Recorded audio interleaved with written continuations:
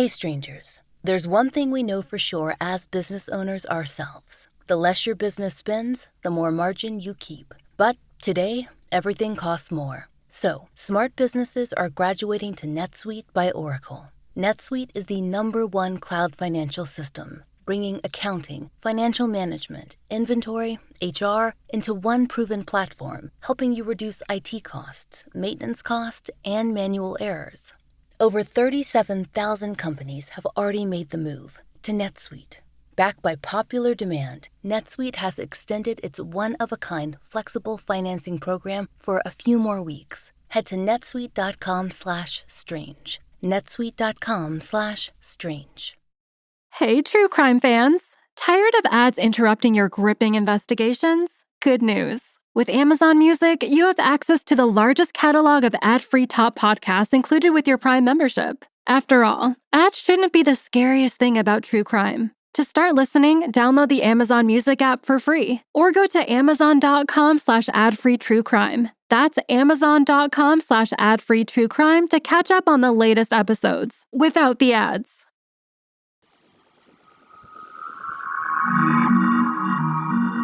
I'm Laurah Norton, and this is One Strange Thing, the show where we search the nation's news archives for stories that can't quite be explained.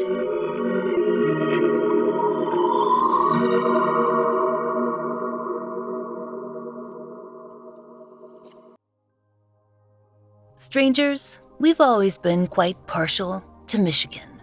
Now, do we say that about a lot of states? Yes, but we cover the whole country, so you'll have to forgive us for developing a broad and varied fondness for these 50 states. And the Mitten State is certainly no exception. From Dogman to its haunted places like the Whitney Mansion, Michigan is simply teeming with stories.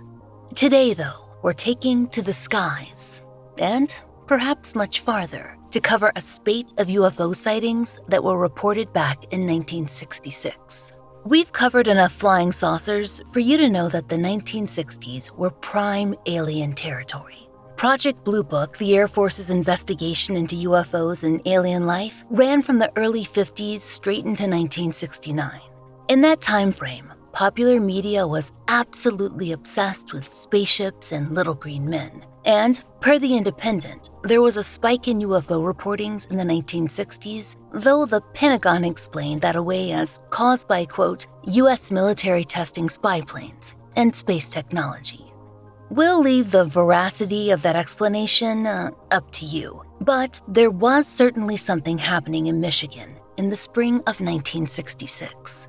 Though the series is most famously known as the Ann Arbor UFO sightings, reports apparently came in from all over Washtenaw County, of which Ann Arbor is the seat. So, let's get to it, shall we?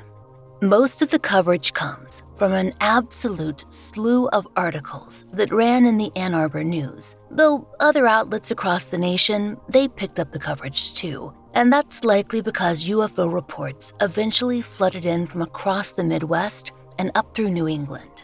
Now, these Michigan sightings primarily took place in March of 1966, and though the most famous ones occurred on the 20th and 21st of that month, we can actually trace the beginnings of that uproar to March 14th. On that day, in the early morning hours, as many as 4 mysterious crafts were seen in the sky over Lima Township. Per the Ann Arbor News, those objects were spotted by Washtenaw Sheriff's deputies who were out on patrol. The deputies, Buford Bushrow and John Foster, were doing their usual rounds when they spotted, quote, a single red-green object at first, moving at what were described as fantastic speeds. The object appeared like a distant star and appeared in the northwest part of the sky. Their response to this was, apparently, to radio the local jail, and please, don't ask us why, because no one ever explained, to alert them. They had no idea that, at that very moment, calls were coming in from 3 other law enforcement agencies with the same information. And eventually, reports came in from authorities as far away as Ohio who'd seen the same activity in the sky. According to the deputies, the object moved swiftly and erratically in the sky for at least an hour. It was then, quote, joined by a second object at around 4:30 a.m., and in 45 minutes, 2 more appeared. Those 4 objects flew in tight formation, still exhibiting what deputies called great speed and amazing maneuverability. Per the Ann Arbor News, those mysterious crafts finally sped away at around 5:30 a.m., and officials in the area quickly began to consult with the Air Force to try and determine what exactly was going on. It was claimed that no Air Force planes had been flying that night, but before any more information could be released, the next wave of sightings began. According to the Ann Arbor News, a sheriff's deputy over in Scio, that's about 7 miles from Lima, took photos of a similar ship on the evening of the 16th, the same night that a rash of similar sightings were reported in the county. In fact, there were sightings within, quote, 1,000-mile radius of the Ann Arbor area, all the way up to Maine. But there's no doubt that the most activity was centralized in Michigan and in Washtenaw County. According to the Ann Arbor News, the first encounter of March 20th took place in the small town of Dexter. That's just a little past Ann Arbor. That experience involved Frank Manor, a local farmer, and his 18-year-old son, Ronald. Per WKAR, Frank called the county sheriff at around 8:30 p.m. that evening to report that he'd gone outside because his dogs were barking, and then he'd seen, quote, a bright object falling from the north. It seemed to him that the thing had alighted somewhere nearby, so Frank and his son Ronald decided not to wait for authorities. They set out to investigate themselves. When they approached the apparent spot, what the Ann Arbor News described as, quote, a swampy area, they found that craft. Frank recalled that it, quote, appeared to be brown with a quilted effect on the surface. He described the shape as something like a football and, quote, as big as a car, and said that there were, quote, 2 small lights on the outer edges, emitting a glowing blue-green color that intensified and turned red at times. And strangers, when every light blazed at once, that thing seemed to glow. That's what happened for a moment before Frank and his son became aware of a strange noise emitting from the craft. He remembered, we then heard the sound of a whistle, something like a rifle bullet makes when it ricochets off something. Then this object went up into the air, passed directly over us, and disappeared. A later Ann Arbor News article explained that the craft didn't stay gone. They glimpsed it zipping in and out of sight in the sky above their farm for a few moments more. But just as the local authorities were approaching to help investigate, the UFO vanished. At least one officer was somewhat behind the others, though, and he had his own sighting. Dexter PD Patrolman Robert Hunewell told the Ann Arbor News that he saw, quote, what he later assumed was the same object that Manor had observed. The object appeared over his patrol car at the height of about 1,000 feet, hovered there, and began a series of sweeps over the swamp. He described it as shining with red and white lights that sometimes had a bluish tinge, and that it was joined in a few moments by 3 other crafts, just as others had seen. Ultimately, as WKAR reported, there were 50 to 100 witnesses in Dexter and the surrounding area that night, who all saw 1 to 4 flying objects in the sky. The Manor family, though, they had the closest encounter, and they'd be the ones to receive the most scrutiny. The sheriff, Douglas Harvey, he took them seriously, not least because so many of his deputies had seen the same UFOs.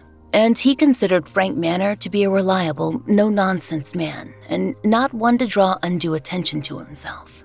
That didn't mean that others would be so sanguine, though. In the coming days, the Manor home was flooded by sightseers, and per the Ann Arbor News, the family was eventually so thoroughly harassed that they considered moving. But they never changed their story. On March 21st, the night after Frank and Ronald came upon the spacecraft in the swampland, there was another major event about 70 miles away in Hillsdale. This time, an entire college dormitory got in on the act. The all-women's McIntyre Hall at Hillsdale College was the center of the excitement that evening. According to the Collegian, it was around 10:30 p.m. when 87 witnesses, including students, employees, and eventually local officials, saw, quote, an intense silver light. A student named Gidget Khan recalled that they noticed, quote, a pulsating and, quote, glowing in the sky, one that darted around. Eventually, it began to fly closer to the dorm itself, and, quote, the girls decided to call Hillsdale Civil Defense Director Buck Van Horn. Now, yes, that sounded extremely random to us too. Why him? Civil Defense Director? But he did come in a squad car with the police. The college students were, quote, trapped in the dorm by curfew, and they had to watch from inside. So Buck Van Horn joined them in there too, where the Hillsdale Historical Society reports he witnessed the craft's movements from a second-story window. Per the Collegian, it, quote, continued to behave bizarrely, moving unpredictably and flashing lights of varying colors, intensities, and sequences. Historian Will Matthews told WKAR that what is so striking about both these nights is the very breadth of the sightings. He explained, I think that what makes these cases unique is their relation to each other in time, one day after another, and the huge number of witnesses involved. Strangers, we agree. It was that, the sheer number of sightings and the level that came from law enforcement and other officials, that quickly sparked the intense call for answers. According to WKAR, the Air Force arranged for an expert to come in and assess the goings-on, the astronomer and astrophysicist J. Allen Hynek. By then, he was pretty well known in UFO circles. He'd been consulting for the military for quite some time. According to the University of Michigan, Hynek spent several days in the Ann Arbor area, touring the various sighting spots and speaking with witnesses. And it seems that he was not too impressed with what he saw, or rather that he felt that he had, quote, a tidy explanation for all of it. Just 4 days after that Hillsdale sighting, Hynek held a press conference and announced his findings. The many UFO sightings had not been of alien crafts, but rather the results of, wait for it, swamp gas. Now, you've heard this explanation for paranormal or extraterrestrial phenomenon before, and swamp or marsh gas is certainly a real thing. According to the University of Michigan, Hynek explained that, quote, the incidents at the Manor Farm in Hillsdale College were the result of rotting vegetation in lowland areas. The vegetation created gases that were trapped in winter. During the spring thaw, the gases were released. This so-called swamp gas phenomenon could cause lights and even sound. And, per the University of Michigan, Hynek called it highly localized.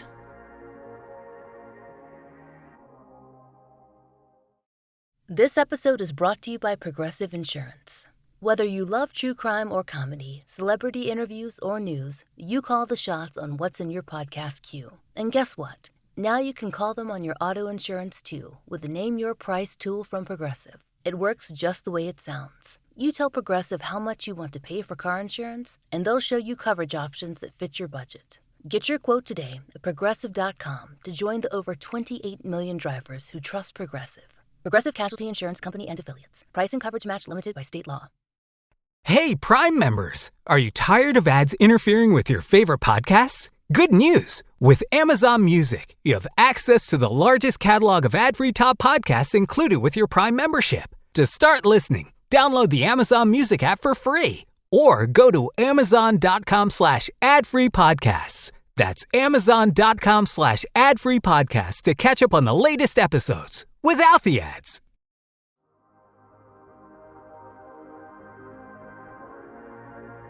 Strangers, you'll remember that a swampy area was the site of the Manor sighting. Frank and his son Ronald claimed that they saw the craft touch down in a swampland on their farm property. And as for the few photographs that were taken of the strange lights in the sky, apparently Hynek explained them as, quote, trails made as a result of a camera time exposure of the rising crescent moon and the planet Venus. People were, not pleased with Hynek's findings. According to the Ann Arbor News, Sheriff Douglas Harvey was doubtful of this solution. He said, that's a pretty weak theory. I'm not ready to accept it. And Frank Manor, the farmer who'd had the first sighting, he was equally dubious. He told reporters, I spent time on Army maneuvers in the swamps of Louisiana during World War II. I've seen plenty of swamp gas. This wasn't it. We saw what we saw, all right. And according to Michigan NPR, a Michigan congressman called for a new, larger-scale official investigation into the matter. That congressman's name was Gerald Ford, who you hopefully recognize as the eventual 30th president of the United States. According to the Detroit Free Press, he, quote, wrote a letter to a congressional committee expressing his concern for all the recent local reports. And letters to the editor poured in, complaining about the explanation, along with more reports of sightings. But as far as Air Force officials were concerned, that was that. Swamp gas. Or it would have been, except for one strange thing. There were a number of challenges to the swamp gas claim, both experiential and scientific. That shouldn't be a surprise, but the veracity of them is what interests us, especially considering who was involved. Namely, that 2 members of the Air Force reported a sighting too. Now, they had nothing to do with Project Blue Book, but considering, Air Force, that does seem pretty interesting evidence. Per the Jackson Citizen Patriot, 2 local Air Force pilots, they were based at Selfridge over in Macomb, verified one of multiple sightings during the flurry of that late March. Now, this is not detailed in the 1966 papers, and there's no official confirmation, but these pilots gave extensive interviews years later.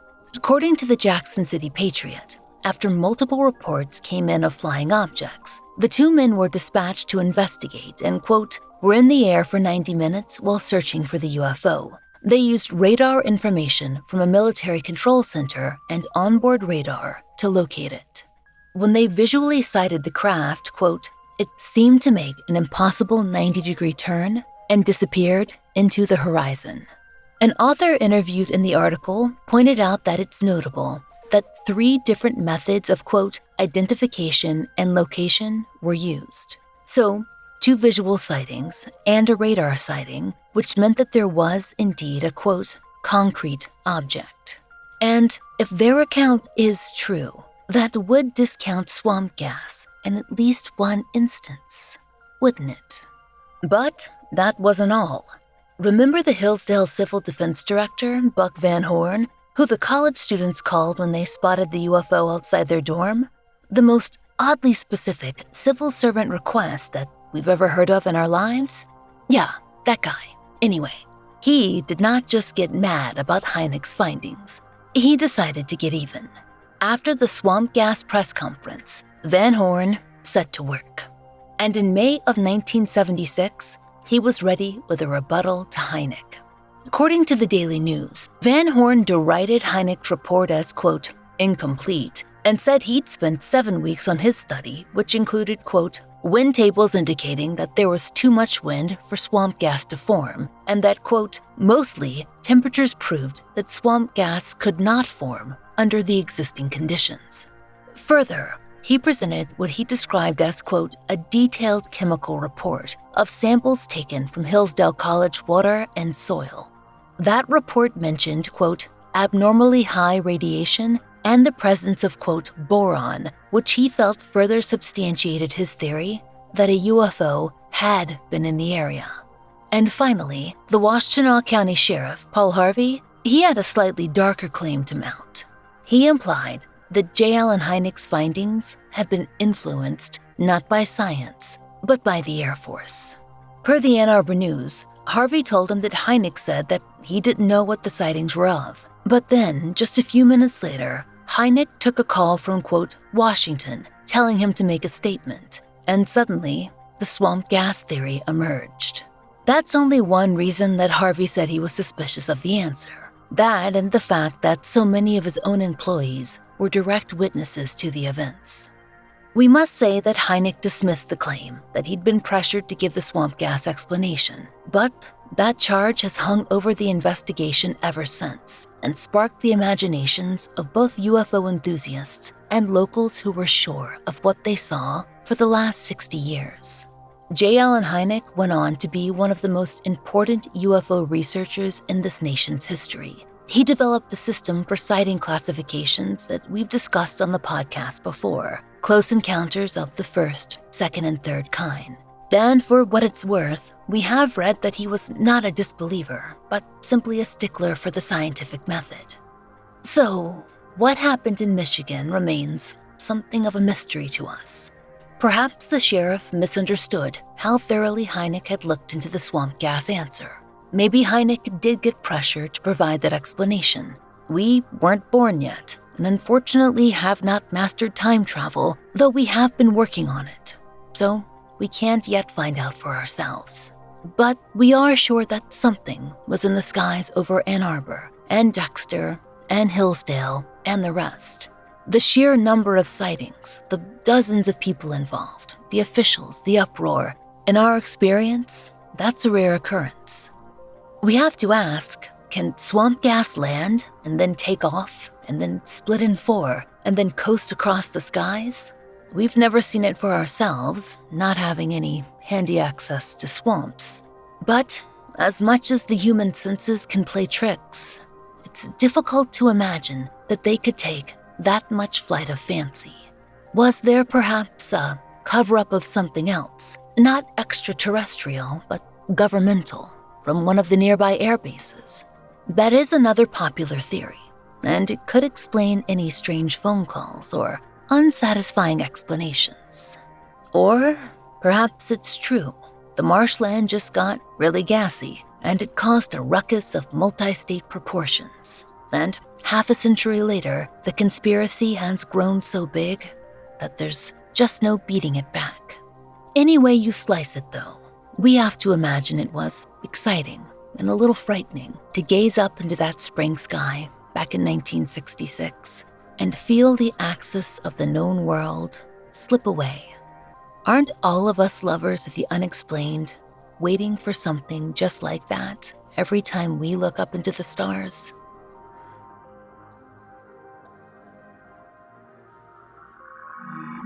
We hope you'll join us next time for another real-life story from the fine print of America's local papers, from the lives of regular people just like you and me, except for one strange thing.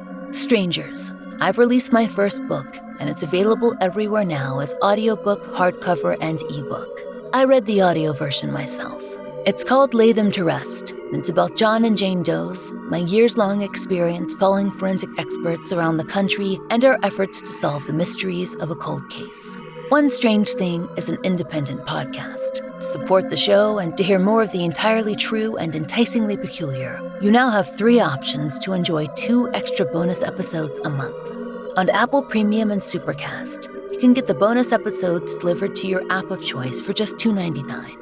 And for $2 more a month on Patreon, you'll get more fun extras. There you'll find ad-free early releases of our regular episodes, 2 full-length bonus episodes, monthly giveaways, blog posts, and occasional live streams, all for $5 a month. We hope you'll check out one of these options and support the show. There's a link in our show notes. And if you enjoy One Strange Thing, please take a moment to leave us a great rating or review on your favorite podcast app.